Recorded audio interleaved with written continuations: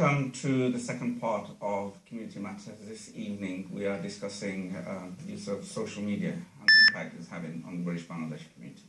We've already discussed some of the positive aspects in terms of communicating with our families and friends. And we hope to take on the conversation and look at, are there any negatives or disadvantages of using social media.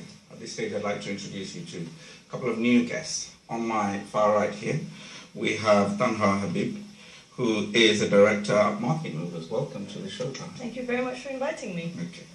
And on my far left here, we have Atikul Hussain, who's a senior IT consultant. Welcome to the show. It's a pleasure to be here. Okay.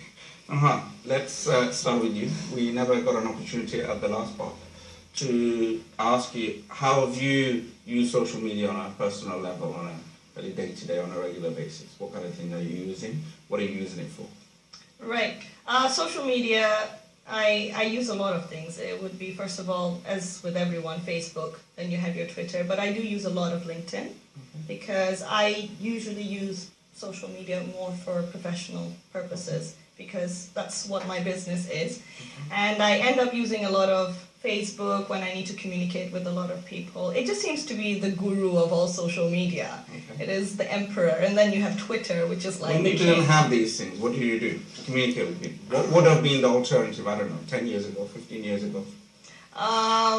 Literally beg my mom to give me some money so I can top up my phone and I can call people up internationally. It's just been, I think what social media has done to us has actually brought us closer to the people that we never managed to communicate with. It's reunited us with people that we had lost touch with, but it's also segregated us. You end up saying that I want to be a part of the global, the global forum. But then you segregate yourself. You actually put yourself into a teeny-weeny group and you end up communicating with just a bunch of people and you just click on a few likes here and there. So Facebook is something that I do use a lot.